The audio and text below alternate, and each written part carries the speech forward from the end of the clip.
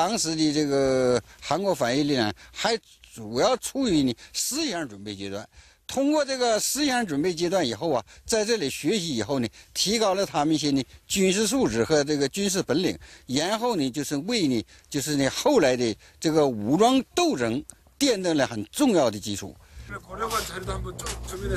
독립전쟁을 수행할 지휘관 양성을 목표로 하는 만큼 신흥무관학교 생도들은 체계적인 군사훈련을 받았다.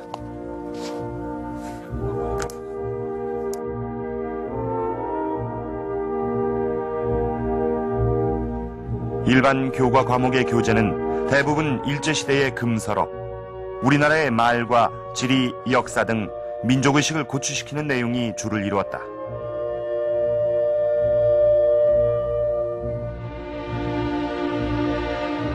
신흥무관학교 교재인 국민독본의 내용을 보자. 우리 역사의 길이 빛나는 승전과 명장들을 소개함으로써 생도들에게 우리 민족에 대한 자긍심을 심어주고 있다.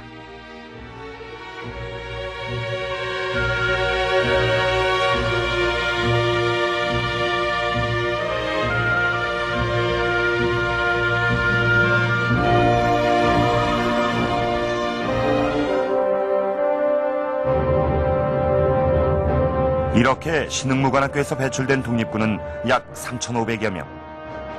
이들은 청살리 전투 등 무장투쟁에서 빛나는 성과를 거뒀을 뿐만 아니라 의열단 활동과 같은 의열투쟁, 그리고 1945년 국내 진공을 준비하던 광복군 활동까지 독립전쟁의 중추로서 맹활약을 펼쳤다. 신흥무관학교 출신들이 그 각지의 그 수많은 제2의 신흥무관학교를 만들므로써 만주 또는 러시아 지역 그리고 중국 지역에 있어서의 항일투쟁에 있어서도 많은 영향을 끼쳤다라고 이렇게 말씀드릴 수가 있습니다. 그래서 신흥무관학교 같은 경우는 꼭 만주 지역에만 영향을 끼쳤다기보다도 한국 독립운동사 전체에 있어서 무장투쟁에 있어서는 가장 어떤 기초적인 근간이 되는 그런 수많은 영향을 끼친 그러한 어떤 그 무관학교다라고 이렇게 말씀드릴 수가 있겠죠.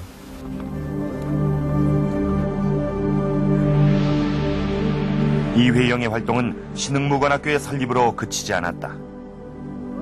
중국 환인현에 서 있는 이 비석은 일제시대의 민족교육기관인 동창학교의 존재를 말해준다. 그런데 설립 초기 이 학교의 재정을 지원한 사람 중에 이회영이 있었다. 这个学校哈是就是说革命的学校，为抗议。 신흥무관학교와 마찬가지로 동창학교 역시 수많은 항일 투사를 배출해냈다. 李鸿荣呢，这个就是你这个支持这个各地办学呀，他呢这个对于后来呀，就是那个进行大规模的朝鲜族或者是汉族啊的抗议斗争，是那个起到了你准备作用和启蒙作用。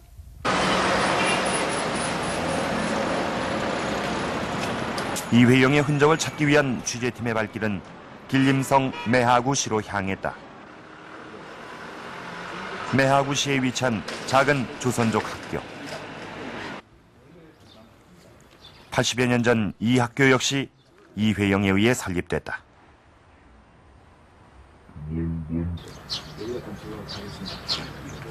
우당 선생님이 생각하시기를 우리나라 독립운동은 몇 해 사이에 완성되지 않거든요. 아주 긴 시간이 소요된다고 생각해서 우선 후대교양을 해가지고 그 사람들에게 문화지식을 주고 그 사람들에게 우리 독립사상을 부어주고 이래서 이 한국의 독립은 후대들에게 밀어야 한다는 이런 사상으로서 이런 학교를 돌아가며 세우고 이렇게 하신 겁니다. 그러니까 우리 남한에서 이 남만주에서는 이회영 씨를 우리 독립운동의 수령으로 이렇게 생각하고 있어요. 독립투쟁을 위해 10여 개의 민족학교를 설립한 이회영. 남만주 사람들에게 그는 독립운동의 수령으로 기억되고 있었다.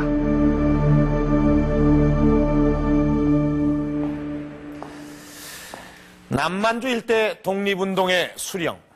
이것이 이회영에 대한 그곳 사람들의 평가입니다. 이 신흥강습소, 즉 이 신흥무관학교를 시작으로 이회영은 남만주 일대에 수많은 학교를 세웠습니다. 그러나 그것은 단순한 교육 사업이 아니라 독립군을 양성하기 위한 사전 포석이었던 것입니다. 그런데 아시다시피 이 학교 하나를 만드는 데는 막대한 재정을 필요로 합니다. 특히 이 신흥무관학교 같은 경우는 그 설립 자금이 지금 돈으로 몇백억이 들었다고 합니다. 자, 이런 재정을 충당하는 데에도 이회영이 결정적인 역할을 했다고 합니다. 점점 이 이회영이란 인물이 흥미로워지는데요. 자, 이회영은 어떤 사람이었는지 알아보도록 하겠습니다.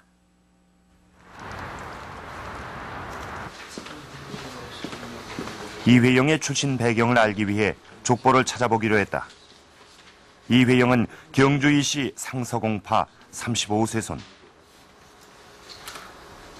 그 유명한 이항복, 이항복이 경주이시의 25세 손입니다. 영의정 하신 분이고. 예, 영의정을 하셨고. 선조 때. 예. 그 다음에 또 영의정 하셨던 분이 후손으로서 종성이라는 분이 계십니다.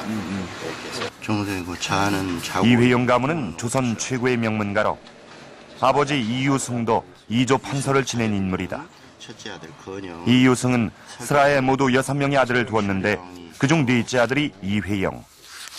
다섯째 아들은 우리나라 초대 부통령을 지낸 이시영이다. 아들이 또 회영이 있고, 그다음에 시영.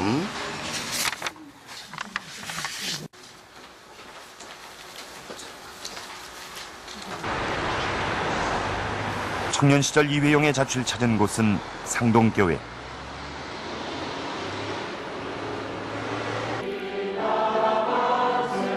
지금도 때마다 애국열사의 추모회를 열고 있는 상동교회는 한말 독립운동의 요람으로 알려져 있다. 하나님께서 참되게 올라가시는 항우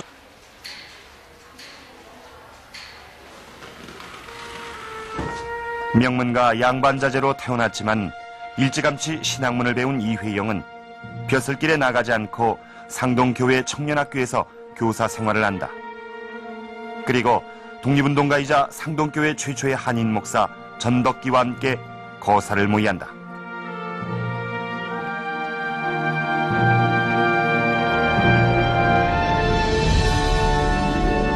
그것이 바로 헤이그 밀사 사건이다.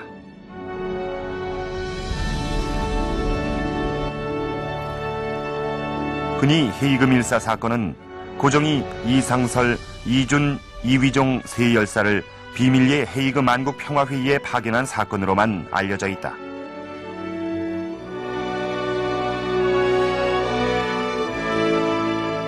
그러나 이 사건의 배후엔 고종에게 밀사 파견을 제안하고 신서까지 전달한 이회영과 전덕기의 노력이 숨어 있었다.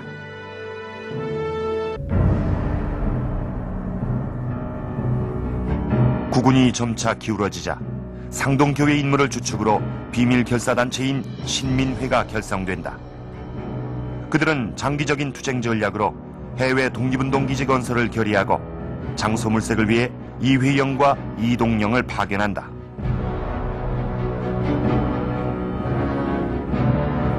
이때의 답사로 결정된 곳이 최초의 독립운동 기지인 삼원포다. 2010년에 저희가 이제 나라가 망한 다음에 해외로 많은 분들이 망명을 하셨습니다. 그 가운데서 어떤